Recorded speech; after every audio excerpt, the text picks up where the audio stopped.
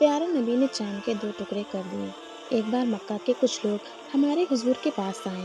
حضور اس وقت مینا جگہ پر تھے۔ کچھ غیر مسلم لوگوں نے ہمارے حضور سے آ کر کہا کہ اگر آپ سچے نبی ہو تو اپنے نبی ہونے کی کوئی نشانی دکھاؤ۔ رات کا وقت تھا، آسمان میں 14ویں رات کا چاند چمک رہا تھا۔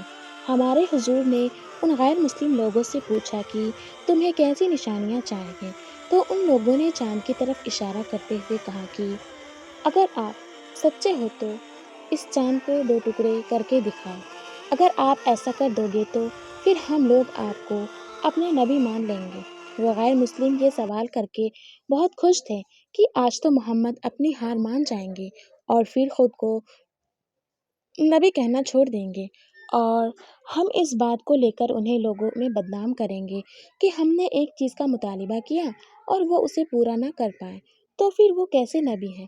لیکن اسی وقت حضور نے اللہ سے دعا کی کہ اے اللہ، یہ مکہ کے لوگ مجھ سے ایک چیز کا مطالبہ کر رہے ہیں اور وہ کام آپ کے لیے بہت آسان ہے۔ اللہ نے اسی وقت ہمارے حضور کی طرف ایک فرشتہ کو بھیج کر کہا کہ اے میرے پیارے نبی، آپ چاند کی طرف اپنی انگلیاں سے اشارہ کریں اور پھر دیکھیں کہ کیسے اس چاند کے 2 ٹکڑے ہوتے ہیں۔ ہمارے حضور نے چاند کی طرف اپنی انگلیوں سے اشارہ کیا تو اچانک چاند بیچ سے ٹوٹنے لگا اور پھر دیکھتے ہی دیکھتے اس کے 2 ٹکڑے ہو گئے۔ ایک ٹکڑے اتر کی طرف چلا گیا اور دوسرا دکشن کی طرف۔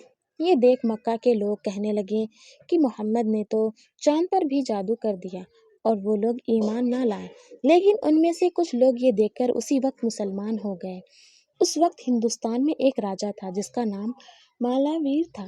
اس رات وہ راجا اپنے محل کی چھت پر ٹہل رہا تھا کہ تبھی اس کی نظر چاند کے 2 ٹکڑے پر پڑی تو وہ حیران رہ گیا اور لوگوں سے معلوم کیا کہ ایسا کیا ہوا تھا، تو کوئی اسے صحیح خبر نہ دے سکا۔ کچھ دنوں بعد ایک بہت بڑے غیانی آدمی نے آ کر راجا کو بتایا کہ اے راجا، خبریں سے معلوم ہوا ہے کہ عرب کے دیش میں ایک آدمی ہے جو خدا کو نبی کہتا ہے، اور جس رات چاند کے 2 ٹکڑے ہوئے تھے اسی رات اس کے شہر کے کچھ لوگوں نے آ کر اس سے کہا تھا کہ تم چاند کے 2 ٹکڑے کر دو تو ہم نبی مان لیں گے۔ اس آدمی نے چاند کی طرف اشارہ کیا تو چاند کے 2 ٹکڑے ہو گئے۔